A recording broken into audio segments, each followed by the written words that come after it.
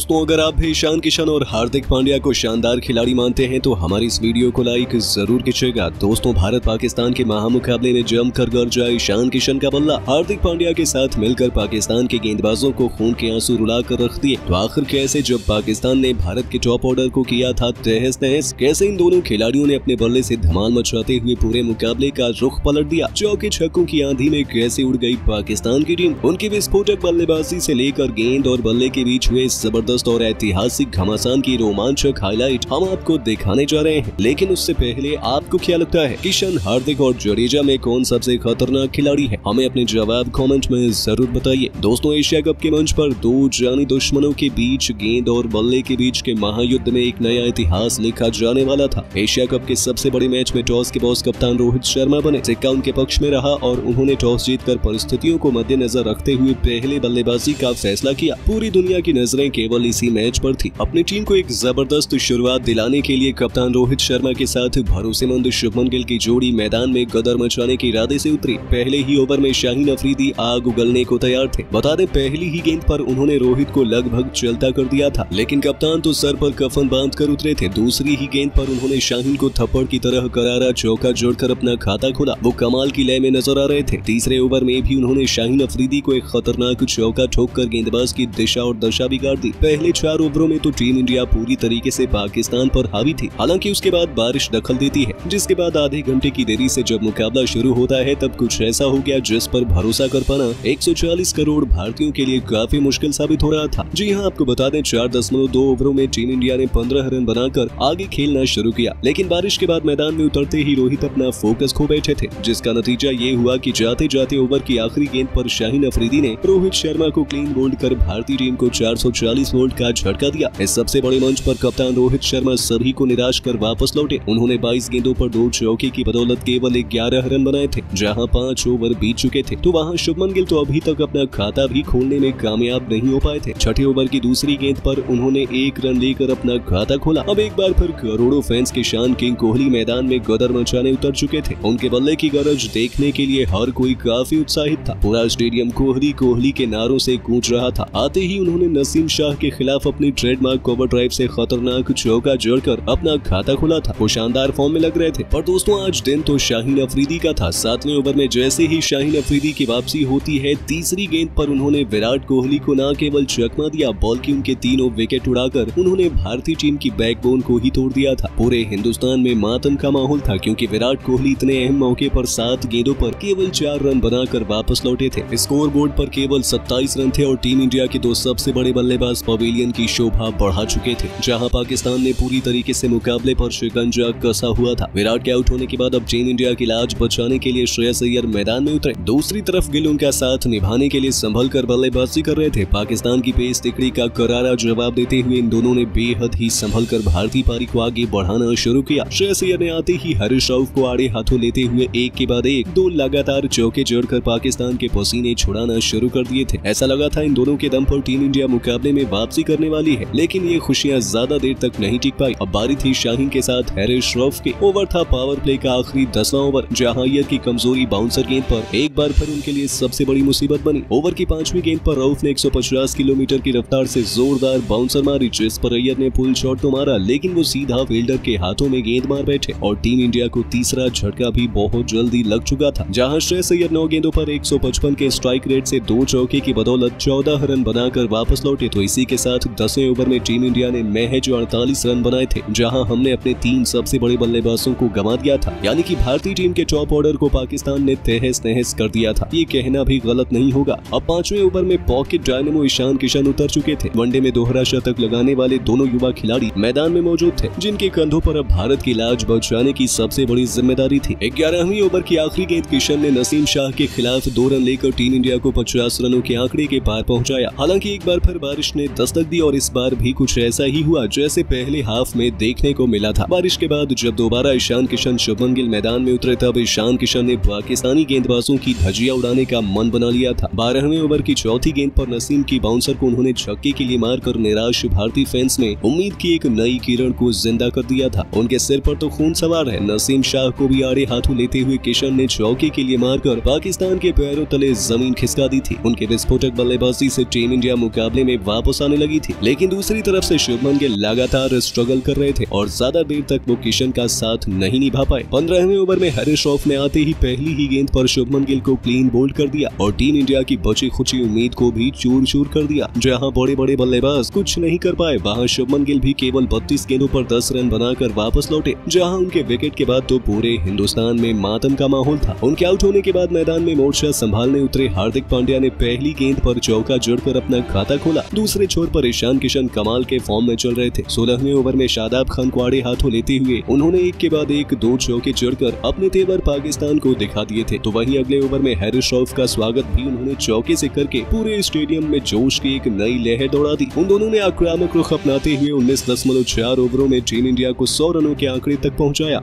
इन दोनों के बीच अर्धशतक के पार्टनरशिप भी हो चुकी थी, जिसके दम पर टीम इंडिया मुकाबले में बराबरी पर आ चुकी थी। दोनों खिलाड़ी काफी तेजी से अपने अपने अर्धशतक की तरफ बढ़ चले थे। 28 ओवरों में टीम इंडिया ने 140 रन बनाए। 29वें ओवर की दूसरी गेंद पर किशन ने सिंगल लेकर 54 गेंदों पर अपना अर्धशतक पूरा किया और भारतीय टीम की वापसी का ऐलान भी इसी के साथ उन्होंने कर दिया था। 30 ओवरों में भारतीय टीम ने 149 रन बनाए थे। उनके शानदार फॉर्म देखते हुए ये कहना गलत नहीं होगा कि भारतीय टीम आसानी से 280 रन बनाकर पाकिस्तान को कड़ी चुनौती देने वाली है। लेकिन आपको क्या लगता है, भारत और पाकिस्तान में से कौन मारेगा इस मैच में बाजी? हमें अपने जवाब कमेंट में जरूर बताइए और ऐसे ही शानदार खबरों के लिए सब्सक्राइब कर लीजिए हमारे YouTube चैनल को। वीडियो अच्छी हो तो इसे लाइक जरूर करें।